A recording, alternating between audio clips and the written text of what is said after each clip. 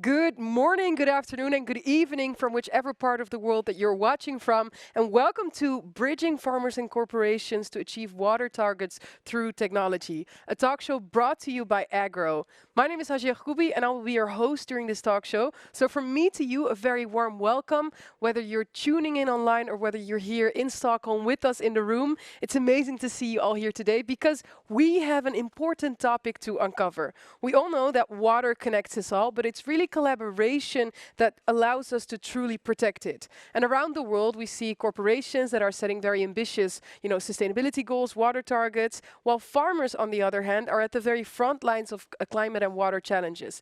The key enabler that sort of brings those two worlds together is increasingly becoming technology, and then in particular AI-driven solutions. And in this conversation, we'll explore how companies are replenishing their water footprints through partnerships with the agricultural sector, and how innovation is also helping to measure, to scale, and sustain impact. We'll be touching on different tools also to do that, volumetric water benefit accounting, and how it's shaping also transparent decision making. So a lot to uncover, I would say, but luckily we have an amazing stellar panel of three speakers here with us, which I'm very delighted to be joined by. So first of all, very warm welcome to Antonella Maggioni, who is the CEO of Agro Analytics. A warm welcome to you. Then we are also joined by Todd Reeve, who's the CEO of the Bonneville Environmental Foundation, BEF. So very warm welcome to you as well, Todd. And last but certainly not least, I'm very delighted to be joined by Marlies Michielsen, who's the Water Stewardship Manager at Amazon. So it's amazing to have you here as well. We have a lot to uncover. So Antonella, if I can start with you, how would you can you maybe talk us through how Agro is using its technology to enable corporations to meet their water targets through direct collaboration with farmers also? Yeah, I think it's important to understand, to start in saying that agriculture uses 70% of fresh water worldwide. So it's a sector that are a bigger consumer. And farmers have been irrigating over years with the same techniques without information, and they tend to over-irrigate because it's less risky than under-irrigate. And the main reason why they are doing that is because if we think as a farmer, sometimes and so many times, the crops, the land is the main income resource. So that's one of the main reasons where technology and AI have a very important, it's a very important tool where farmers can start irrigating according to the real needs of the crops, where they can rely on information and start using this enablement tool as a daily technology information to make better decisions and improve productivity through irrigation. Right. Yeah. That sort of already goes to show how the mechanism works a little bit. If I can go to you, Marlies, from Amazon Web Services based perspective, do you have practical examples how technology is helping you guys to sort of achieve water goals? Yeah, of course. And just to back up first and kind of explain how we use water in our AWS business, it's used for cooling purposes in our data centers. And we have a few different strategies towards achieving our 2030 water positive goal, which is a goal to return more water to communities and the environment than we use in those data center operations. As of last year, we were 53% of the way towards achieving that goal. Okay. But to get to the 100%, we're leveraging a few different strategies, all of which have technology at their core. So first, we're trying to reduce how much water we might be using in the first place. Right. Then, of course, we're looking at reusing water, using more sustainable sources of water. And then finally, we look out into the communities and invest in replenishment projects. And to share an example, we collaborated with Antonella and the Agro team in our Zaragoza, Spain data center region. Okay. As we were looking out into that community and the watershed and figuring out, okay, what are the main water challenges here? What sort of projects might we invest in? We noticed that water scarcity was the main challenge. Right. And we also found that in this specific area, more than 90% of water withdrawals are going to agriculture. So we thought, okay, how can we address this challenge given this context? And we immediately thought about irrigation efficiency and collaborating with farmers.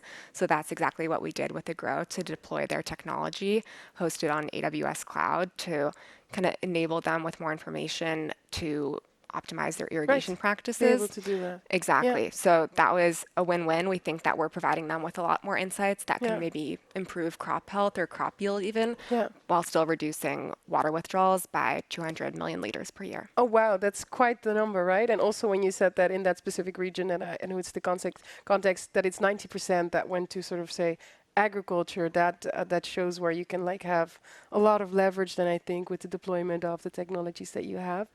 Todd, if I can go to you next, I would be curious to hear from you, from BEF's perspective, how do you sort of like ensure that through the partnership that you have with startups, with corporations, that sort of like also leads to long-term scalable solutions for water efficiency? Yeah, great question. And first, just a huge amount of gratitude for people like Marlies and Antonella that are bringing forth the opportunity to advance projects like this, right? They don't happen without this collaboration. So we're an intermediary, often working with some of the world's largest companies and with on-the-ground partners to identify, vet, and help advance and scale up a lot of projects like similar to the one that we're discussing here today. And there's kind of four things I think that jumped out to me. And one is the farmer buy-in. Right? There are a lot of technology solutions. There's a lot of ways we can use water more efficiently. But if there isn't a true buy-in, true ownership stake of the partner on the ground, it's been shown that it's not a lasting or a durable solution. So that's a big one. Another one is mapping the concept to reality, right? The concept here is clear, right? If we have more information, more data, more analytics, you can manage water more efficiently. Right. But the reality of assessing hydrology and functionality and can that actually deliver more water for communities, more water in rivers, et cetera. Third is conditions to scale. You know, is this a single project in a single location, or is this a pilot surrounded by other opportunities to potentially scale up this work? And the fourth is, what's the prospect for long-term maintenance and sustained functionality of this? Are these crops changing every year? Are these landowners selling to other entities and building subdivisions? You know, how can this project be maintained and deliver that durable long-term result? Yeah, on a long-term scale. I mean, we were also like talking about that within the context of Amazon web-based services. Marlies, you just earlier shared a little bit like about the goals that you have. Can we dive into that a bit deeper? I mean, Amazon has committed to becoming water positive by 2030. How do partnerships also between different stakeholders play a part into reaching that goal for you guys? Yeah, of course. Partnerships and collaboration are really at the heart of our water stewardship strategy. We would not be able to reach our water positive goal without these external partnerships. So we're really grateful for the partnership with the Grow and all the farmers on the ground who are adopting this technology and taking a risk. But we also think about partnerships with utilities, for example. How can we help them figure out where there might be leaks within their systems? Or how can we work and partner with communities in developing water management plans, hyperlocal water management plans for lake restoration or something like that. And finally, we're always looking to collaborate with other corporates and co-funding some of these projects to deliver impact on a larger scale. And thinking about Todd and BEF, like we're a very collaborative water stewardship community. I can think about, working together on the volumetric water benefit accounting guidance and continuously trying to improve the standards and rigor around replenishment accounting. So I think that's something that we'll continue to work on and continuously looking at other corporates who might be earlier in their water stewardship journey and how this guidance might help them as well. Yeah, I mean, you touched on something that I want to go a bit deeper in, which is volumetric water benefit accounting. So Todd, if I can go to you for that, maybe just also for people that are unfamiliar with it, can you just maybe talk us a little bit through what it entails, but also how have you seen it potentially influencing decision-making for the better when it comes to sort of scaling water-efficient solutions within the corporate agricultural scene? First of all, I think we should appreciate that we have a fantastic new acronym, VWBA, which really rolls off the tongue. It saves some time. It's very helpful. It's saving a lot of time. So volumetric water benefits accounting, right, is an evolution, and the concept is that projects, especially like this type of project, produce a volume of water that has some benefit. It's water saved or water dedicated to the environment or water made available for additional agriculture or economic value. And so a suite of partners and it created a first phase of VWBA accounting methodology. And just recently, over the past year and a half or so, there was a phase 2 VWB methodology that was created in partnership with a whole suite of companies, and it's about to be published and finalized.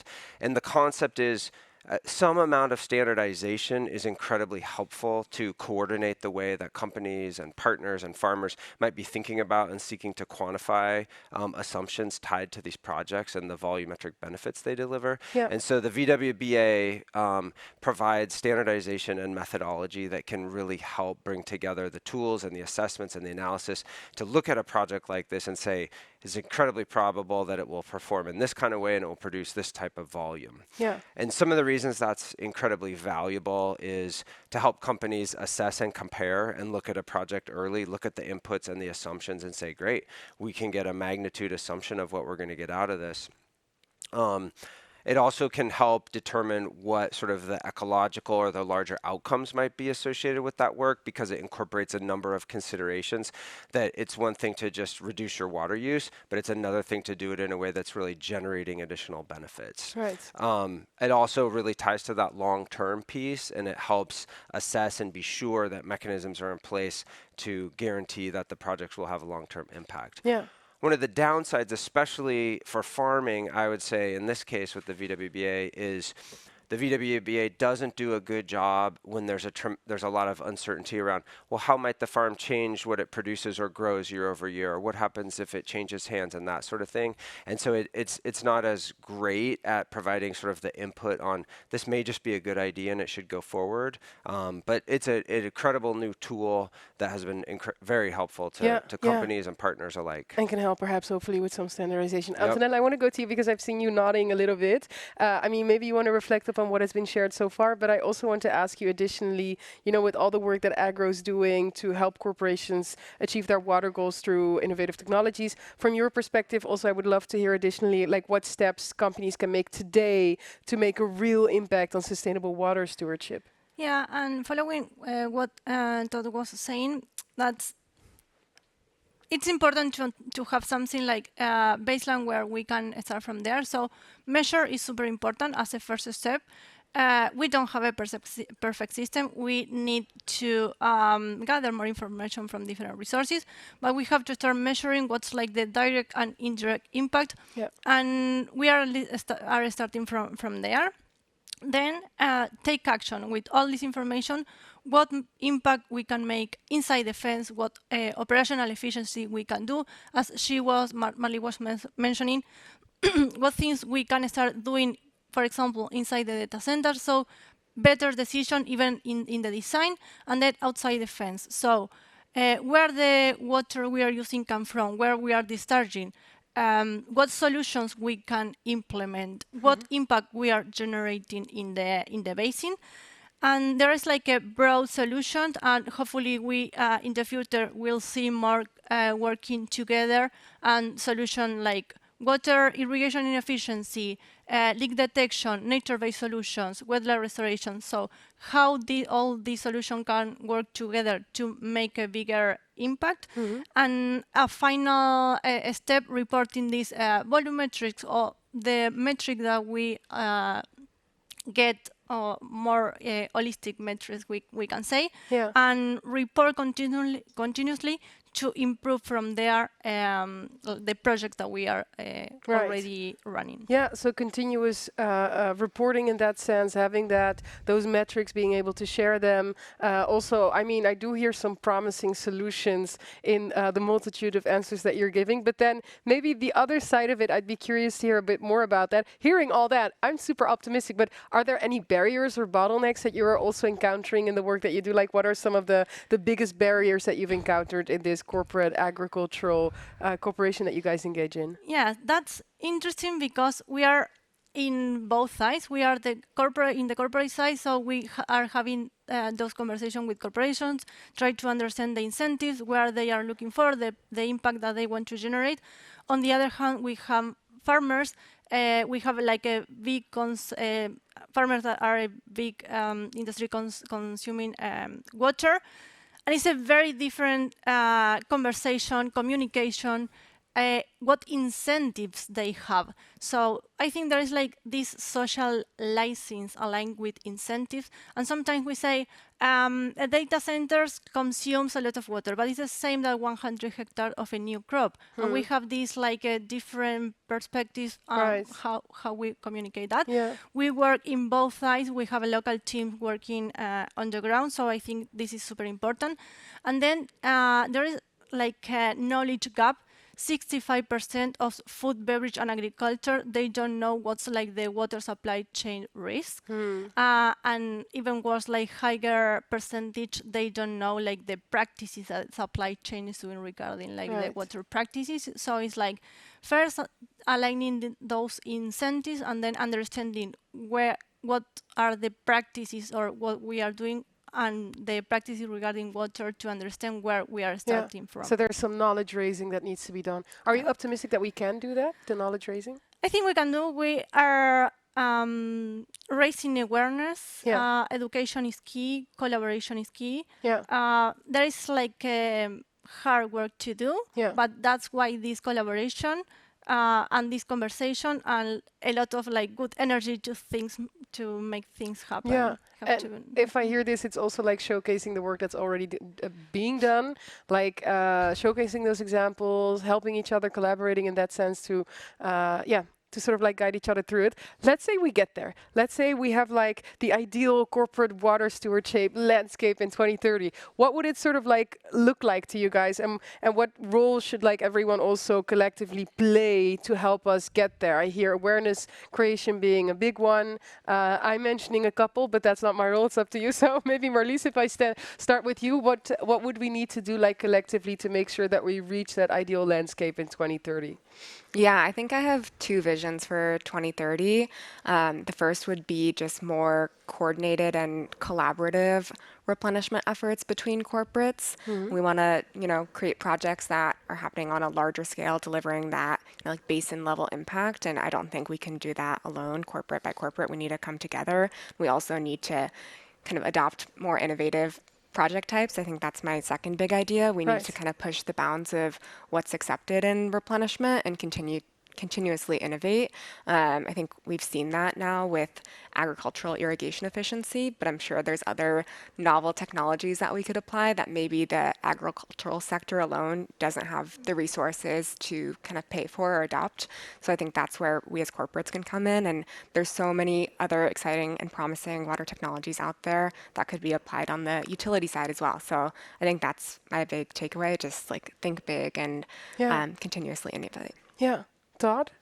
Yeah, I think these are great points. So my vision when I think about how unique the corporate role is in this space, right? This is voluntary. These are entrepreneurial companies that are looking to catalyze and pilot new things. And so I envision a scenario where the companies have a very clear lens on how to catalyze, to insert in a way that catalyzes and enables larger impact, right? And we're just learning right now, and we're needing to intervene in lots of areas of this sort of project ecosystem. But I think over time, it will be easier for the companies and for partners like Antonella and like BEF to be able to identify very clearly, here's an insertion point, that there's a gap, and it will enable and catalyze and scale this work, right? And so that's my vision, is that we can get away from perhaps some of the transactional metrics and things like that, and we can really focus on using this corporate mindset and resource in a truly enabling and catalytic way. Yeah, that's a really good one. Antonella, finally hearing all of this, but also from your perspective, what do you think is needed to collectively get us there? I think I am pretty much aligned, and the collaboration, it will be the standard. So in this conversation, we should have someone from the government, someone from the farm, someone from another industry, that water utilities. Like, this conversation should be happening with all the actors and stakeholders that are part of these projects, of these initiatives. So we need to raise and listen to all these voices to align where we are going. I think from there, if we are able to make this all in a couple of years, that would be successful conversations. I think that's a good goal. I see affirmative nodding, and I think all the work that you showcased here is already a good step in that direction. And you're living it every day in the work that you're doing, so that at least is very promising to see. Thank you all so much. I want to thank everyone in the room here with us in Stockholm for being here. It really underlines the importance also of the topic. And to everyone tuning in online, also thank you so much for joining in.